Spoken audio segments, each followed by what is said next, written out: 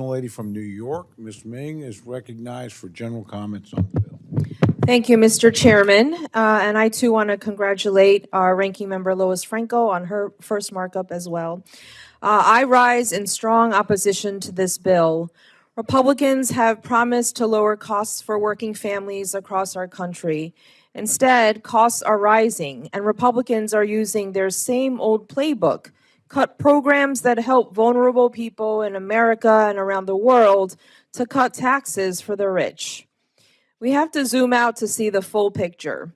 2 weeks ago, Republicans passed the big ugly bill, which threw millions of Americans off health care, including 1.5 million New Yorkers, and thousands more off of food assistance.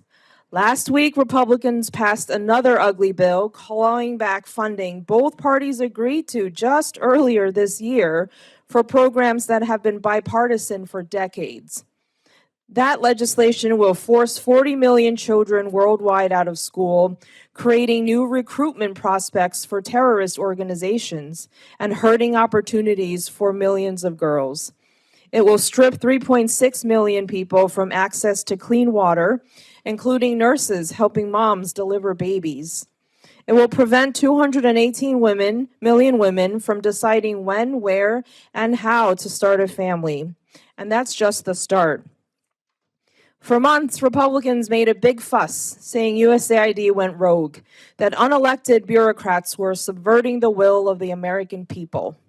And then they turn right around, close their eyes, and give Radical Russ Vought, an unelected bureaucrat, the keys to the diplomacy and development car to drive straight off of a cliff, even though they just bought it from the dealership a few months ago. Now this week, we have this bill, which will cut our 2026 national security budget by 22% from last year's levels, which were already $20 billion below the levels of the year before. This is not America first, it's America alone. A full retreat from the world that will lead to more war, more disease, and more migration, paving the way for our adversaries to fill the void we've left. At a time when sexual and reproductive health and rights are under attack, this bill hurts women and girls by banning funding to the UN Population Fund, slashing funds for life-saving international family planning programs, and codifying the Trump administration's expanded global gag rule. It cuts 20% from efforts to prevent and respond to gender-based violence, cuts humanitarian assistance by over 42%, cuts hundreds of millions of dollars from international basic education programs, which have supported 34 million learners and trained 3 million teachers since 2017 alone. I want to share just one story about the impact of these cuts. In Nepal, 12-year-old Radhika was attending school in a US-funded program and was months away from graduating before her classes shut down due to the funding loss. After the funding was pulled, she said, "I was learning new things every day and I was excited about going to school again, but now I feel lost. I'm scared that without the classes, I will not be able to continue my education and might be forced to get married soon."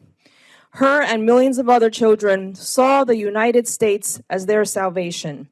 Now they know us as the country who took their future away. These cuts are bad enough, but more than that, this bill just doesn't make any sense. It's a mirage. Republicans seem to want credit for providing more funding than the president asked for, but at least 83% of the programs funded by this bill have been canceled by unelected billionaire Elon Musk and Doge. Over 11,000 employees working for USAID and the State Department have been fired, including my constituents. They were the people who made American power possible.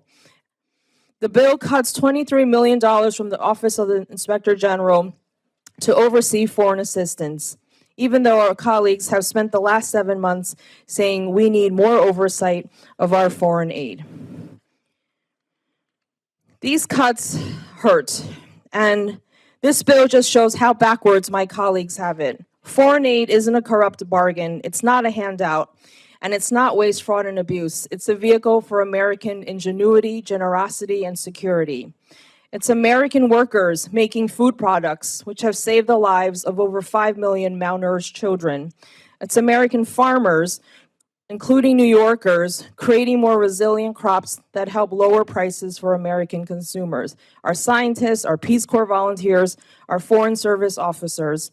A vote for this bill isn't just a vote to make our world less safe, it's a vote to limit our country's reach and potential.